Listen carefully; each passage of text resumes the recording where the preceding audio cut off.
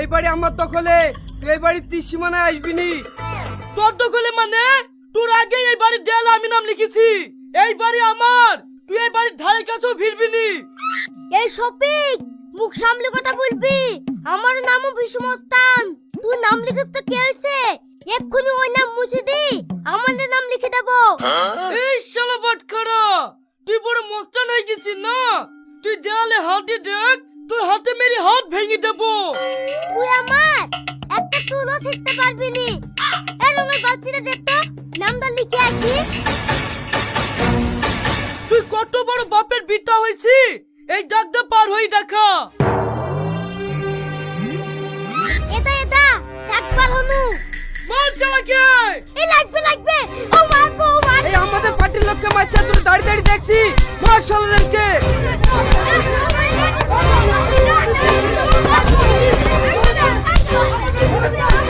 এই শফিক, এত শালা বাটখারাকে ধরেছি। শালা বুঝতে চুল ছিঁড়তে পারবে না। চুল ছেড়।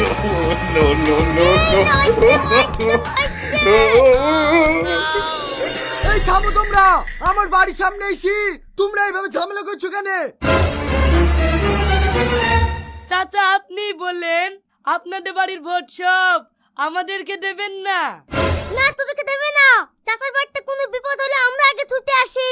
ভোট আমাদেরকেই দেবে, তাই না চাচা?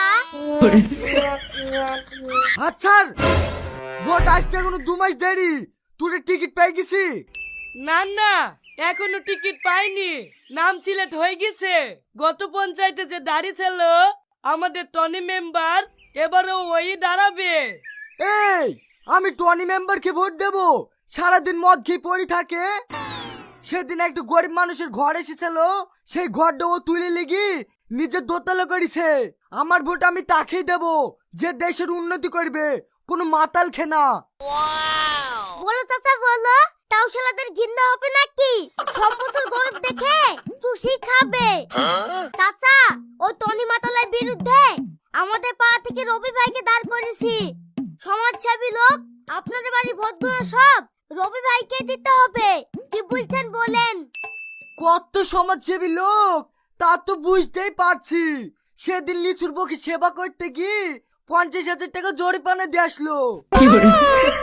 শোন, তোদেরকে একটা কথা বলি, মদঘর চরিত্রহীন লোকের পেছনে না ঘুরি তোদের মধ্যে থেকে একটা ভালো ছেলেকে দাঁড় করা, আমি তাকে সাপোর্ট করব। যা, আপন আপন বাড়ি যা, আমার বাড়ির সামনে আর ঝামেলা করিস নি।